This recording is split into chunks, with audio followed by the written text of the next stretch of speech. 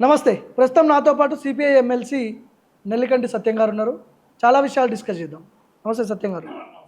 తెలంగాణ మొత్తం భూముల చుట్టూ తిరుగుతుంది. మీ పార్టీ నుంచి ఎట్లాంటి స్టేట్మెంట్లు కనబడట్లేదు, ఎవరు మాట్లాడట్లేదు. అసలు ఏమవుతుంది? ఇవాళ రాష్ట్రంలో ఈ భూములకు సంబంధించిన అంశం మీద సరే మా పార్టీకి కూడా మేము మరి వెలుగుమెట్ల జరిగినటువంటి ఘటన మీద కూడా మాట్లాడడం జరిగింది. కాకపోతే ఏంటంటే కమ్యూనిస్టుల మీద కావాలని కొన్ని సందర్భాలల్లో మా పార్టీ కార్యక్రమాలు ఏదైనా ఉన్నప్పుడు కొద్దిగా ఆలస్యమైనా ఏదో ఒకటి బురద చల్లటానికి ప్రయత్నం చేస్తారు. సరే ముఖ్యంగా ఖమ్మం జిల్లా వెలుగుమెట్ల జరిగిన ఘటన మీద మా పార్టీ బలమైన పార్టీ ఖమ్మం జిల్లాలో. సరే అది తెల్లారి పెద్ద ఎత్తున మా పార్టీ క్యాడర్ అంతా కూడా నిలబడ్డది. మా పార్టీ అక్కడ శాసనసభ్యుడు కూడా ఖమ్మానికి తెల్లారి పోవడం జరిగింది. సరే ముఖ్యంగా ఈ భూదాన భూములు సరే ప్రభుత్వం మరి ఏమాత్రం కూడా ఒక పేదవాళ్ళు వేసుకున్న దాదాపు కొన్ని సంవత్సరాల తరబడి పేదవాళ్ళంతా కూడా ఇండ్లు వేసుకుని ఉన్నారు. కానీ దాని పార్టీ కాంగ్రెస్ ఉన్నటువంటి ప్రభుత్వం మరి భూదాన భూముల పేరుతోని మరి దాన్ని ఆ రకంగా వాళ్ళని కూల్చేయడం అనేది చాలా దారుణం, చాలా అన్యాయం. దాని మీద ప్రభుత్వం వెంటనే కమ్యూనిస్ట్ పార్టీగా తెల్లారి పెద్ద ఎత్తున స్పందించింది. కాకపోతే ఏంటంటే ఆ ఒక్క రోజు ఆలస్యమైనందుకు సరే ఒక రకంగా బురదడానికి ప్రయత్నం చేస్తూ ఉన్నారు. కానీ వాస్తవంగా మా పార్టీ ఎప్పుడు కూడా పేదవాళ్ళ పక్షంగా మరి ముఖ్యంగా భూములు ఇళ్ల స్థలాల కోసం వేసుకున్న వాళ్ళ మీద రాష్ట్ర వ్యాప్తంగా పోరాటాలు చేస్తూ ఉంది. ముఖ్యంగా ఈ మధ్యకాలం రాష్ట్రంలో మన ఇక్కడ అబ్దుల్లాపురం మెట్ల దాదాపు వేలాది గుడిసెల పేదవాళ్ళు ఇళ్ల స్థలాల కోసం వేసుకోరు. వరంగల్ జిల్లాలో, కరీంనగర్ జిల్లాలో మరి అనేక జిల్లాలలో వేసుకున్న గుడిసెవాసుల కోసం సిపిఐ పార్టీ ఒక పెద్ద ఎత్తున పోరాటం సాగిస్తూ ఉంది. మొన్న 18వ తేదీ నాడు మన అసెంబ్లీ ప్రారంభమైన సందర్భంగా ఇందిరా పార్క్ కాడ పేదవాళ్ళందరినీ కూడా సమీకరించి పెద్ద ఎత్తున ధర్నా కార్యక్రమం చేశాం. ప్రభుత్వం మీద ఒత్తిడి తేవటానికి ఒక పెద్ద ప్రయత్నం చేస్తాం.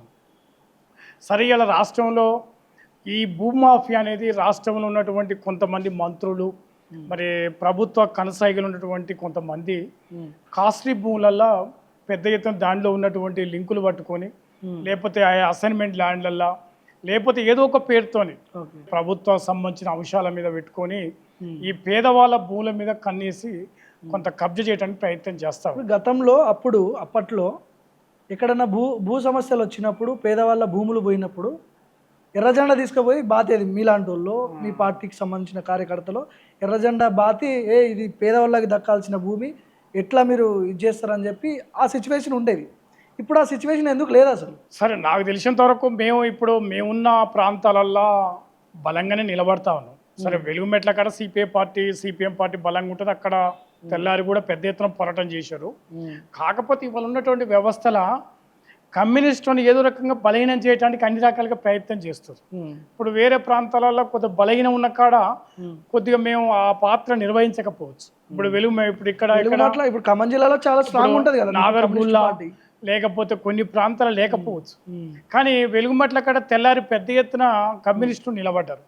అంటే కమ్యూనిస్టుల కంటే ఇతర వర్గాలు ఏ మాత్రం బలంగా లేకపోయినా ఇలా ఉన్నటువంటి మీడియా కానీ ఇతర శక్తులంతా వాళ్ళని ఎక్కువ చూపిస్తారు. కమ్యూనిస్టులను తక్కువ చేసి చూపెట్టడం జరుగుతూ ఉంది. ఇప్పుడు ఇలా జరుగుతున్న మీడియా కూడా ఏంటంటే కమ్యూనిస్టుని కంటే ఇతర వ్యక్తులను ఎక్కువ చేయడానికి పెద్ద ఎత్తున ప్రయత్నం బయట జరుగుతున్న ప్రచారం ఏంటంటే కమ్యూనిస్టులు కూడా గవర్నమెంట్తో కొల్లుడై పనిచేస్తున్నారు అనే చర్చ ఉంది బయట. సరే ముఖ్యంగా మీరు చూసిన అసెంబ్లీలో కూడా శాసనసభ కానీ శాసన మండలి కూడా మేము ఉన్నాం ఇద్దరమైనా కూడా ప్రజల పక్షంగా ఇది తప్పని చెప్పినాం. ప్రభుత్వం అన్యాయం చేస్తుంది, పేదవాళ్ళు ఎక్కడ గుడిసెలు వేసుకున్నా వాళ్ళందరికీ ఇళ్ల పట్టాలు ఇవని చెప్తా ఉన్నాం. ఇవాళ ఈ హైదరాబాద్లో సింగరేణి కాలనీ, భూపేష్ నగర్, జగదిరిగుట్ట అనేక ప్రాంతాలల్లో వేలాది గుడిసెలకు కమ్యూనిస్ట్ పార్టీ నాయకత్వం వహించింది. ఇలా హైదరాబాద్లో అబ్దుల్లాపురం మెట్ల దాదాపు ఒక 10,000 మంది గుడిసెలు వేసుకుని ఉన్నారు. ఆ 10,000 మంది గుడిసెలు ఇవ్వాలని ఓ సుదీర్ఘ ప్రయాణం సాగుతూ ఉంది. ఇక నిలబడ్డది కమ్యూనిస్టులే. ఇప్పుడు వరంగల్లో కూడా పెద్ద ఎత్తున ఇలా గుడిసెలు వేసుకొని నిలబడ్డారు. వీళ్ళందరికీ కూడా నిలబడ్డది కమ్యూనిస్టులే. అయితే అక్కడ వెలుగుమట్ల కూడా భూదాన భూముల పేరుతోని వాళ్ళని కూలగొట్టడం అనేది దారుణం. ప్రభుత్వం వాళ్ళకు ఒక రకంగా చాలా అన్యాయం చేసింది. సరే ప్రభుత్వం ప్రజల ఒత్తిడి మేరకు మళ్ళీ వెంటనే పట్టాలు ఇస్తామని చెప్పడం జరిగింది. కానీ అంతమంది సరిపోదు. ఎందుకంటే చిన్న చిన్న పిల్లలు, చదువుకున్న పిల్లలు వాళ్ళ పుస్తకాలు కూడా తీసుకునే సమయం ఇవ్వలేదు. అది చాలా దారుణం. ఇప్పుడు నాదర్గుల్ భూముల విషయంలో కూడా అదే జరుగుతుంది. అదే మొన్న వాస్తవంగా పరిగిలో కూడా ఇండస్ట్రియల్ పార్క్ అని చెప్పి రైతుల భూములు గుంజుకుంటుంది ప్రభుత్వం. దీని మీద కూడా ఎట్లాంటి స్టేట్మెంట్ లేవు. ఎక్కడ కూడా సంవత్సరాల తరబడి ఇండస్ట్రియల్ పార్క్ పేరుతోని పేదవాళ్ళు సేద్యం చేసే భూముల మీద కన్నేసి ప్రభుత్వంలో ఉన్నటువంటి కొంతమంది వ్యక్తులు ఒక భూమాఫియాగా తయారై ఎక్కడ ఏ భూములు ఉన్నాయో కబ్జా పెట్టేటువంటి ప్రయత్నం జరుగుతూ ఉంది.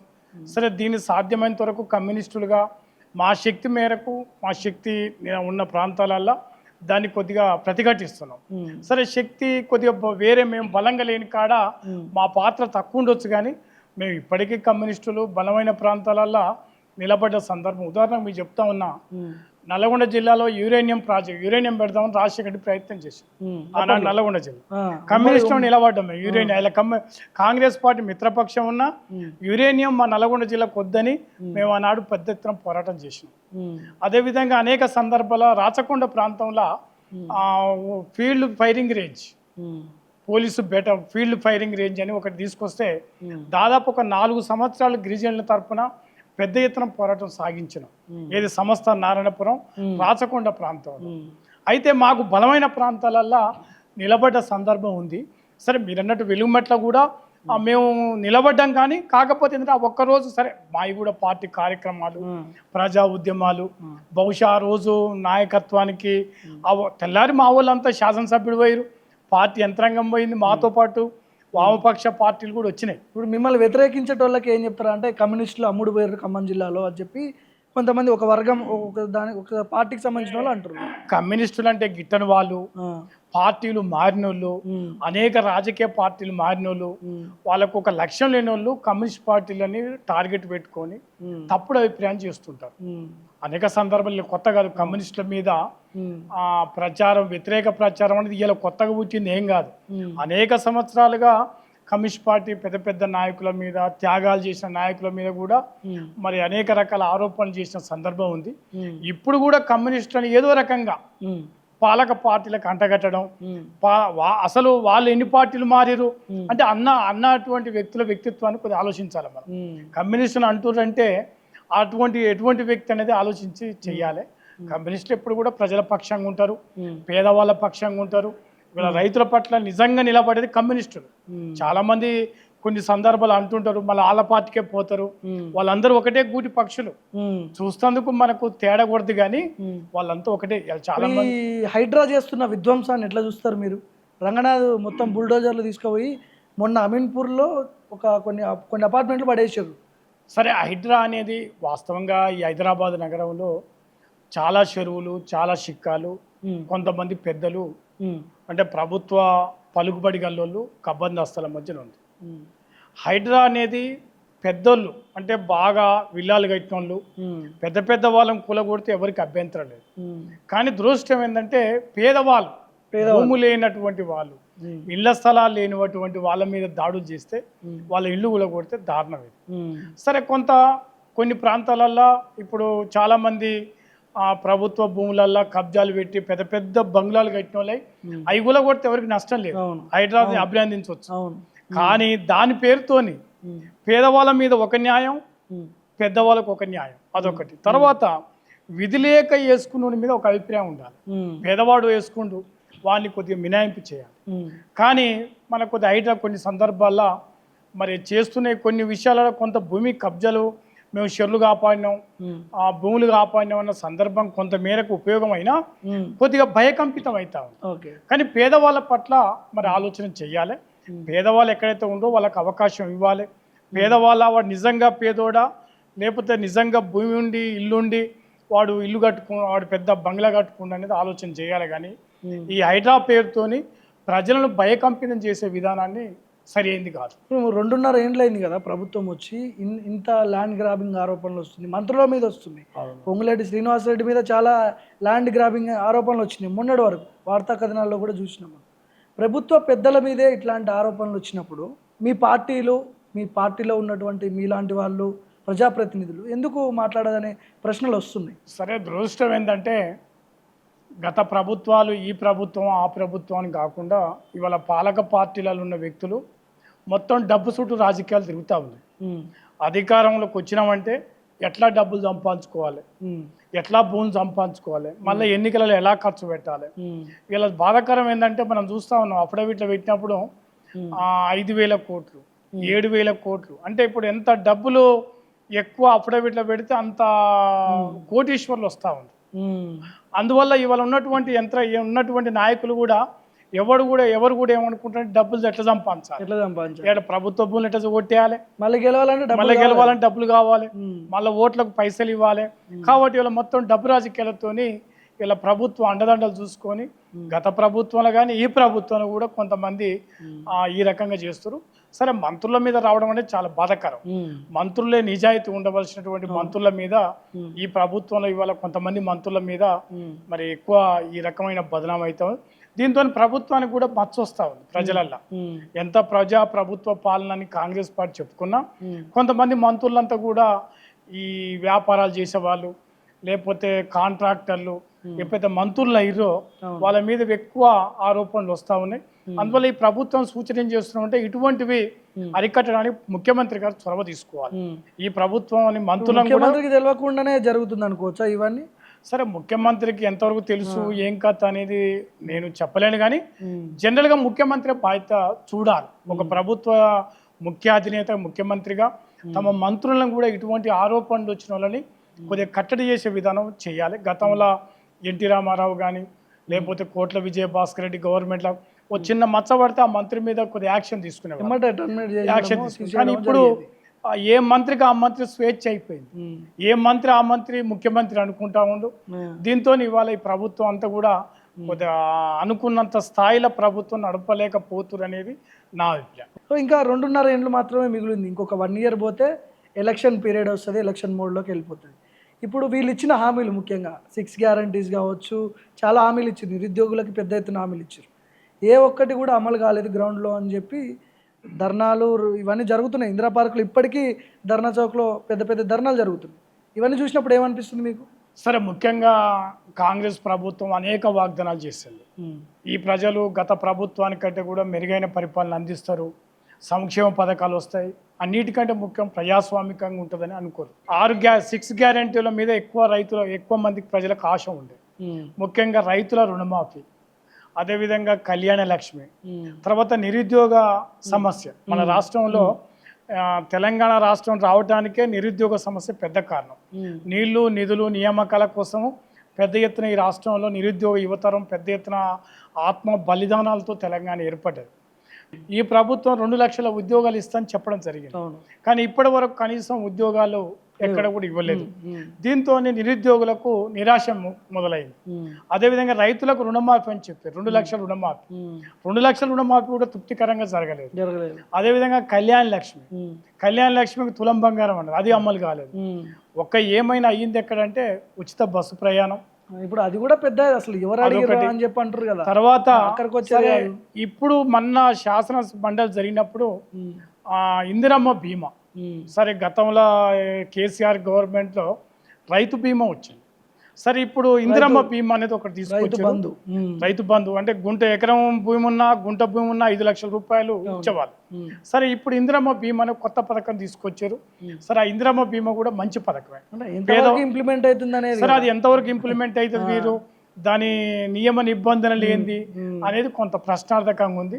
సరే, ఏదైనా ప్రభుత్వం ఎన్నికలలో ఇచ్చిన హామీలు పూర్తిగా అమలు కాకపోవడంతో ప్రజలల్లో ఒక నిరాశ నిస్పృహ ఈ ప్రభుత్వం మీద కొంత ఆశలు సన్నగిలుతున్నాయి. అంటే కేసీఆర్ 10 ఏళ్ళు పాలించిండు, ఆయనని ఓడగొట్టడానికి 10 ఏళ్ళు పట్టింది ప్రజలు. రేవంత్ రెడ్డి వచ్చి 2.5 ఏళ్ళకే ఎందుకు ఇట్లా విసుగొచ్చింది ప్రజలు? అంటే ఇలా కాంగ్రెస్ పార్టీ ఇచ్చినటువంటి వాగ్దానాలు అమలు కాకపోవడము, తర్వాత ప్రధానంగా అసలు ఆర్థిక అంశాలతో ముడిపడిన అంశాలు కూడా చేస్తలేదు. ఎగ్జాంపుల్, ఆర్టీసీలో అందరూ కూడా ప్రభుత్వం విలీనం చేస్తామని చెప్పడం జరిగింది. అవును, గతంలో అదేం పెద్ద ఆర్థిక పరమైన అంశం కాదు.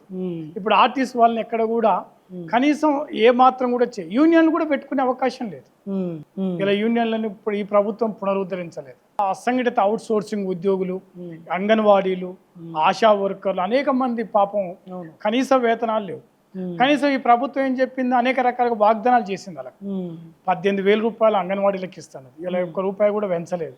అదేవిధంగా ఆశా వర్కర్లకు లేదు, అవుట్ సోర్సింగ్ లేదు. ఇలా 3 రోజుల సంది 5 రోజుల సంది విద్యుత్ శాఖలో ఆర్టీజన్లు పెద్ద ఎత్తున సమ్మె చేస్తారు. దాదాపు ఈ రాష్ట్రంలో 20,000 మంది ఉంటారు. కనీసం చర్చలకు విలువలు ఈ ప్రభుత్వం అవును. చర్చలకు పిలిచి మాట్లాడి ఒక 4 సమస్యలు ఉంటే ఈ 2 సమస్యలు పరిష్కారం చేస్తాం, ఈ 2 సమస్యలు పరిష్కారం చేయలేమని చెప్తలేదు. అదేవిధంగా ఉద్యోగులకు ఇవాళ దాదాపు 4 డిఏలు ఇవ్వాలి, ఒక్కటే డిఏ ఇవ్వడం జరిగింది. అంటే ఉద్యోగ సంఘాలకు కూడా తృప్తికరంగా ఈ ప్రభుత్వం పరిపాలన పైసలు లేని వాళ్ళు మాత్రం ఏం చేస్తారు, బడ్జెట్ లేవంటారు, పైసలు లేవంటారు, మళ్ళీ అప్పులు చేయాలి కదా. అది కరెక్టే, కానీ ప్రభుత్వం ఆ రకంగా తప్పుకుంటే ప్రజలు తృప్తి పడరు. ఎందుకంటే ఎన్నికలలో వాగ్దానాలు చేశారు. ఉదాహరణ 2 లక్షల రుణమాఫీ అని చెప్పడం జరిగింది. ఇప్పుడు 2 లక్షల రుణమాఫీ కాని వాళ్ళు చాలా మంది మిగిలిపోయారు. చాలా మంది చిన్న చిన్న టెక్నికల్ ప్రాబ్లం, ఆ బ్యాంకులు విలీనం కావడం వల్ల, లేకపోతే 2 లక్షల పైబడ్డ 4,000 3,000 ఉంటే కూడా రుణమాఫీ కాలేదు. నిరుద్యోగ భృతి, నిరుద్యోగ సమస్య, ఆ రైతాంగ అనేక సమస్యలు ఉన్నాయి. ఇవన్నీ కూడా పరిష్కారం కాలే.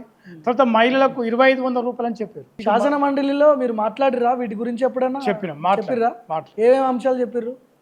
రైతుల రుణమాఫీ మాట్లాడినాం, అదేవిధంగా నిరుద్యోగ సమస్య మాట్లాడినాం, అదేవిధంగా మహిళలకు కళ్యాణ లక్ష్మి, లేకపోతే మహిళలకు మహాలక్ష్మి పథకం అంటే 2,500 రూపాయలు మహిళలకు ఇస్తాను చెప్పడం జరిగింది. అయితే ఏదైనా ఎన్నికలలో ఇచ్చిన వాగ్దానాలని అమలు చేయవలసిన బాధ్యత ప్రభుత్వం మీద ఉంది. ప్రజలు ఇప్పుడు అదే కోరుకుంటారు, మాకేమో ఎన్నికలలో హామీ ఇచ్చారు, అది ఏంటి అనేది ఆలోచన చేస్తారు. పథకాలు అమలు చేయాలంటే మళ్ళీ అప్పులు చేయాలి కదా, మళ్ళీ అప్పులు మన మీదనే పడుతున్నాయి ఇప్పుడు.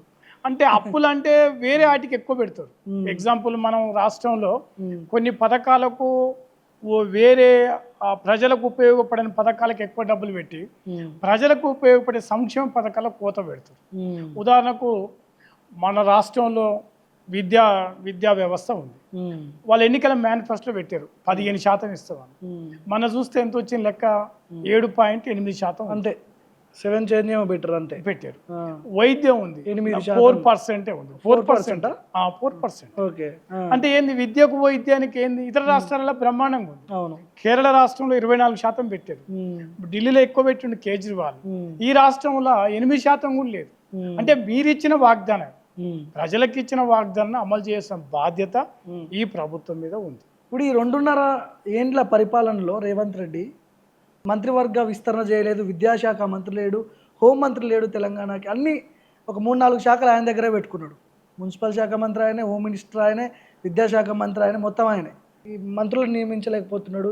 అసలు ఎట్లా చూడాలి దీన్ని? సరే, బాధాకరమే. ఇప్పుడు ఎందుకంటే 2.5 సంవత్సరాలు జరిగినప్పుడు మంత్రులందరినీ కూడా ఎక్కువ పెట్టుకుంటే మంచిది, పని విభజన కూడా జరుగుతుంది. ఇప్పుడు ముఖ్యమంత్రి దగ్గర ఈ మంత్రుల శాఖలు పెట్టుకోవడం వల్ల వారికి కూడా పని భారం ఎక్కువ పడుతుంది. దాని మీద పట్టు కూడా ఉండదు, మంత్రులకు పట్టు ఉండదు. దానివల్ల చాలా మంది ఏదైతే ఎంతమంది అయితే ఉండాలనో ఇంకొక 4-5 తక్కువ ఉన్నారు. వాళ్ళకు కూడా విస్తరణ జరిగితే ఉపయోగం జరిగేది, వారికి కూడా పనిభారం తగ్గేది. ఈ పనిభారం తగ్గితే ముఖ్యమంత్రి కూడా ఫ్రీగా ఇతర శాఖల మీద కూడా పట్టు సంపాదించేటోడు. దీనివల్ల ఇబ్బంది. వాస్తవంగా ఈ 2.5 సంవత్సరాల తర్వాత కూడా పూర్తిగా మంత్రివర్గం చేసుకోకపోవడం కాంగ్రెస్ పార్టీ కొద్దిగా ఒక బలహీనతగానే భావిస్తుంది. ఓకే. ఇప్పుడు హైడ్రా వల్ల చాలా మంది ఇబ్బంది పడుతున్నారు, చాలా ఇల్లు కోల్పోతున్నారు. పేదల ఫుట్పాత్ల మీద అయితే చిన్న చిన్న చిరు వ్యాపారులు ఉంటారు, వాళ్ళని మొత్తం లేపబడేసి. సరే, హైడ్రా మీద నేను చెప్పేది ఏంటంటే పేదవాళ్ళ మీద కాకుండా పెద్దవాళ్ళ మీద, ఎవరైతే ప్రభుత్వ స్థలాలు ఆక్రమించుకొని ఇతర వర్గాలకు విల్లాలు కట్టిన వాళ్ళకు, లేకపోతే ఫామ్ హౌజులు కట్టుకున్న వాళ్ళకు, పెద్ద వాళ్ళ జోలికి పోతే ఉపయోగం, కానీ పేదవాళ్ళ మీద తమ ప్రతాపం చూపించవద్దు. కానీ దురదృష్టం ఏంటంటే ఇది కొన్ని సందర్భాలలో సరే కొంతమంది సినిమా యాక్టర్ల మీదనో ఒక్కటి చేసి ఒక భయకంపితం చేసి ఆగిపోతారు, అంతే. మళ్ళీ పూర్తిగా అమలు అవుతలేదు. ఏదో ఒకరి మీద చేస్తారు, తెల్లారి 2 రోజులకు మళ్ళీ ఎమ్మటే. ఇప్పుడు ఉదాహరణకు మల్లారెడ్డి కాలేజ్ ఉంది, ఏది మన మాజీ మంత్రి మల్లారెడ్డి, ఆయన కాలేజీలు మొత్తం చెర్లలో ఉన్నాయని చెప్పారు. కానీ మళ్ళీ ఎందుకు ఆగిందో ఎవరు సమాధానం లేదు. అప్పుడు మల్లారెడ్డి కాలేజీలు ఎందుకు ఆగినాయో ఇలా ప్రభుత్వం చెప్పాలి. అంటే ఏం చెప్తా ఉన్నారు, మళ్ళీ ఏదో రాజీ పడ్డారు. అటువంటి వాళ్ళందరినీ కూడా ప్రభుత్వం రక్షిస్తుంది. కొంతమంది శక్తులు మళ్ళీ ఏదో అనేక రకాలుగా మల్లారెడ్డి లాంటి కాలేజీ, అదేవిధంగా పల్లరాజేశ్వర రెడ్డి కాలేజీలు, వీళ్ళందరూ హైడ్రా చెప్పింది వీళ్ళన్నీ చెరువు శిక్కంలా ఉన్నాయి. మరి ఎందుకు మళ్ళీ ఆగుతున్నాయి అనేది ప్రభుత్వం చెప్తలేదు. ఇప్పుడు ఓవైసీ కాలేజ్ ఫాతిమా కాలేజ్ కూడా చెరువులో ఉంది. చెర్ల ఉంది కాబట్టి ఓఎస్ కాలేజీ మీద కూడా దాడి చేయలేగా. అంటే అర్థం ఏంటంటే ఒక పేదవానికి ఒక సామాన్య జనానికి ఏమర్థమైందంటే హైడ్రా అనేది పేదవాళ్ళ మీద చూయిస్తుంది తప్ప పెద్దవాళ్ళ జోలికి పోతలేదని ఒక అభిప్రాయం బలంగా కలుగుతుంది. ఇది కూడా ప్రభుత్వానికి నష్టం జరిగే చర్యగా నేను భావిస్తున్నాను. ప్రభుత్వం ఇప్పుడు కూడా నిష్పక్షపాతంగా ఉండాలి. ఇప్పుడు ఆయనకి ఏమైనా డ్యామేజ్ జరిగే అవకాశం ఉందా ఈ హైడ్రా వల్ల? రేవంత్ రెడ్డికి వచ్చే అంటే ప్రజలు ఆలోచిస్తారు కదా. రేవంత్ రెడ్డి వచ్చిండి ఇల్లు కూడా కొడుతున్నాడు. ఇప్పుడు రేవంత్ రెడ్డి ప్రజలకు ప్రభుత్వ భూములు పెద్దవాళ్ళ జోలికి పోయినప్పుడు న్యాయబద్ధంగా పేదవాళ్ళంతా కూడా అరే న్యాయబద్ధంగా ఉంది ప్రభుత్వం అనుకుంటారు. కానీ పేదోళ్ళ మీద మామూలుగా 100 గజాల మీద చేసి దాడి చేసినప్పుడు ఆ ప్రజలకు బాధ అనిపిస్తుంది కదా. అందువల్ల పేదవాళ్ళ జోలికి పోతే ఎప్పుడైనా నష్టమే, అది ఏ ప్రభుత్వం. గతంలో కూడా అనేక ప్రభుత్వాలు పేదవాళ్ళ జోలికి పోయిన ప్రభుత్వాలు మనగడ సాగలే. ఈ ప్రభుత్వం కూడా అది టేకుమెట్ల కానీ నాదరుగుళ్ళ కానీ పేదవాళ్ళ మీద తమని ఆలోచన చేయాలి. అట్లా కాకుండా వాళ్ళని ఎలగొడతాం ఆ భూములకు తీసుకుంటాం అంటే ఎప్పుడు కూడా పేదవాళ్ళ యొక్క ఈ ఇబ్బంది జోలికి వచ్చిన ప్రభుత్వాలు మనగడ సాగవు. ఇప్పుడు సిపిఐ సెక్రటరీగా ఎమ్మెల్యేగా ఉన్నటువంటి కూనంనేని సాంబశివరావు కావచ్చు, మీరు కావచ్చు, మీరు ఎమ్మెల్సీ అయిన తర్వాత మీ పార్టీ నుంచి మీరు ప్రభుత్వానికి వ్యతిరేకంగా కొట్లాడినటువంటి అంశాలు, ఇష్యూస్, ఎట్లాంటి ఇష్యూస్ తీసుకొచ్చారు మీరు? ఇప్పుడు సరే ప్రభుత్వం 2.5 సంవత్సరాలు అధికారంలోకి వచ్చింది. సరే మా పార్టీగా మేము ప్రభుత్వం ప్రజా వ్యతిరేక విధానాలు వచ్చినప్పుడు తప్పకుండా నిలబడతాం ప్రజల పక్షంగా. సరే ఇప్పటికి కూడా మా పార్టీగా పేదవాళ్ళందరికీ కూడా గుడిసెలు వేసుకున్న వాళ్ళకు నిరుపేదలందరికీ ఇళ్ల స్థలాలు ఇవ్వాలని ఒక పెద్ద ఎత్తున పోరాటం సాగిస్తా ఉన్నాం. మననే ఇందిరా పార్క్ కాడ పెద్ద ఎత్తున ధర్నా కార్యక్రమాలు కొనసాగుతా ఉన్నాయి. దాంతోపాటు రైతుల రుణమాఫీ, దాంతోపాటు అనేక అంశాల మీద ప్రభుత్వానికి వ్యతిరేకంగా మేము ప్రజా సమస్యల మీద నిలబడతాం. సరే మరింతగా ఇంకా ఎందుకంటే సమయం ఉంది. ప్రజలు కూడా చాలా వరకు ప్రభుత్వం కూడా ఇప్పుడు లక్షల కొలది అప్పులు తేవడం వల్ల మిత్తిలకే డబ్బులు సరిపోతలేవు. యాక్చువల్గా గత ప్రభుత్వం అప్పులు ఉన్నాయి, ఇప్పుడు ఈ ప్రభుత్వం కూడా అప్పులు చేస్తుంది. దీని మూలంగా ఏంటంటే ప్రజలకు కొంత అవకాశం ఇవ్వాలని మా పార్టీగా ఒక 3 సంవత్సరాలు 2.5 సంవత్సరాలు ఈ ప్రభుత్వానికి కొంత అవకాశం ఇవ్వాలనేది ఒక అభిప్రాయం ఉంది. సరే దగ్గర 2.5 సంవత్సరాలు అంటే సగకాలం అయిపోయింది. ఇక సగకాలం అయిపోయిన తర్వాత సరే ఏదైనా ప్రజలకు ప్రజా హామీలని ప్రజలకు ఇచ్చిన వాగ్దానం అమలు చేయడానికి మా పార్టీ కూడా మేము సమస్యల మీద పోరాటాలు సాగిస్తాం. ఫైట్ చేస్తారా? ఖచ్చితంగా ఫైట్ చేస్తాం. అంటే కలిసి ఉన్నారు అని చెప్పి అనే దానికి ఏమంటారు? మా పార్టీ ఏంటంటే రేవంత్ రెడ్డి దానికి ఎన్నికలనే కాంగ్రెస్ కమ్యూనిస్టు కలిసి ప్రయాణాన్ని సాగించాం. నాకు తెలిసి ఏంటంటే మేము ఎప్పుడు కూడా గతంలో ఏ పార్టీతోనే మిత్రపక్షంగా ఉన్నా ప్రజల పక్షం కాడు ప్రజా సమస్యల కాడికి వచ్చినప్పుడు ఎప్పుడు కూడా రాజీ పడలేదు. ఇప్పుడు కూడా ప్రభుత్వము ప్రజా వ్యతిరేక విధానాలు అవలంబించినప్పుడు తప్పకుండా మేము పోరాటాలు చేయిస్తాం. అది మాకు మిత్రపక్షమా శత్రుపక్షం అనేది లేదు. ప్రజల పక్షం ఉన్నప్పుడు మేము ప్రజల పక్షంగా ఉంటాం, ఆ ప్రభుత్వాన్ని సమర్థిస్తాం. కానీ ప్రజలకు వ్యతిరేకం పోయినప్పుడు తప్పకుండా మేము ప్రజల పక్షం. భూ పోరాటాల మీద బీజేపీ నుంచి ఎట్లాంటి స్టేట్మెంట్లు రావట్లేదు అసలు. ఎట్లా చూస్తారు? బీజేపీ పార్టీ ఎప్పుడు కూడా భూముల సమస్య పట్టించుకోదు, ఎక్కడ లేదు. పేదవాళ్ళ పట్ల పట్టించుకోదు, రైతుల పట్ల ఉండదు, వ్యవసాయ కార్మికుల పట్ల ఉండదు. అది ఏదైనా అదొక జనరల్గా ఏంటంటే దాని యొక్క ఎజెండా ప్రకారంగా ఈ రాష్ట్రంలో ఎట్లా పార్టీలలో అధికారం రావాలి అనేది తప్ప నిజంగా ఈ ప్రభుత్వానికి వ్యతిరేకంగా లేకపోతే పేదవాళ్ళ గుడిసెల మీదనో లేకపోతే ఇండ్ల సమస్య మీదనో పేదవాళ్ళ పక్షంగా నిలబడే పార్టీ కాదు. అది ఏదైనా కొంత పార్టీ ఎజెండా ప్రకారంగా దేశవ్యాప్తంగా ఇవాళ ఏం చూస్తా ఉన్నాం, అనేక మత సమస్యలు లేకపోతే ఏదో ఒక మెజార్టీ ప్రజల సమస్యల మీద ఆ రాష్ట్రంలో పాగేయటానికి లేకపోతే ఆ రాష్ట్రంలో ప్రాంతీయ పార్టీలతో స్నేహితం చేసి మళ్ళీ ఆ ప్రాంతీయ పార్టీలని మింగదేశి వచ్చింది. మనం చూసాం మహారాష్ట్రలో శివసేన పార్టీ, ఇలా బీహార్లో ఆయన ఎవరు నితీష్ కుమార్ పార్టీ, అదేవిధంగా బెంగాల్లో మమతా బెనర్జీ. ఒకనాడు ఈ పార్టీ అన్నిటితోనూ కూడా పొత్తు పెట్టుకోరు, ఇలా పొత్తు పెట్టుకున్న పార్టీలను కూడా తినేసే పరిస్థితి వచ్చింది.